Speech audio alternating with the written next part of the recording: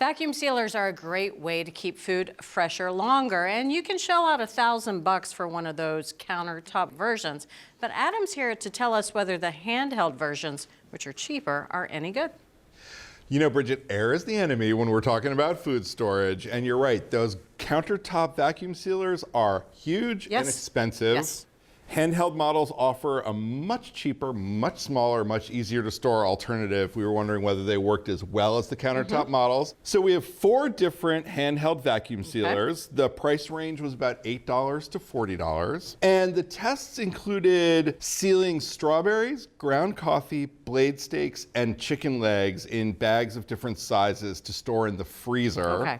We also sealed chocolate chip cookies, which you're going to be doing later, and portions of cereal to store at room temperature in the pantry. And testers sort of checked out the bags for any air that got into the bags for food decay over the course of a month regularly. Now, all of the sealers come with their own bags to use.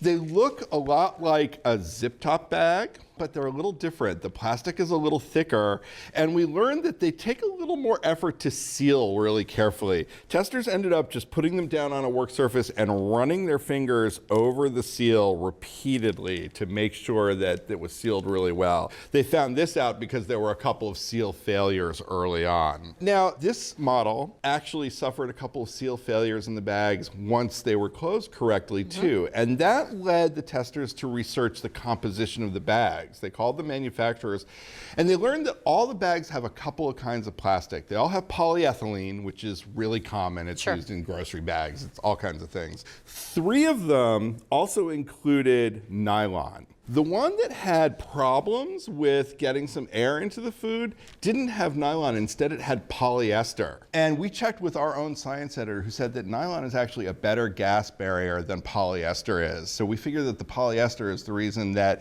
the bags for some of these got a little bit of air in them after a while. This one is a manually operated vacuum sealer. You would just put it right onto the valve there and pump.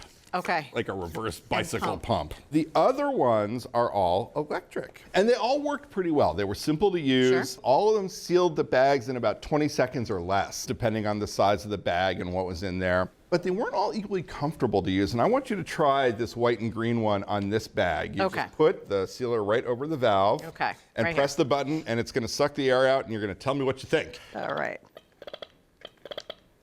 Takes a little while. Oh, it's really hard to hold. Yeah, I don't know that I'm actually doing anything, and this feels like it's going to fall out of my hand. Exactly. There we go. So we're forming the vacuum there. This is not good. This is not comfortable at all. I'm like holding it with 2 hands. It's very awkward and very heavy. That's exactly what the testers felt. That was the heaviest one at more than a pound. They felt like it wasn't ergonomically designed. The power button didn't connect well. Exactly. It's got this little gridded thing here for grip, supposedly. No grip. Didn't really help. No. Now, these 2 were the other electric models. They're both lighter. They're 9 3/4 ounces and 12 3/8 ounces, respectively. These worked really well. This one, the bag with the coffee got some air in it over the course of the month. So testers actually, in the end, gave the nod to this guy here. Why don't you try this on those cookies there, which we want fresh for a snack. Look at that. Yep. Nice.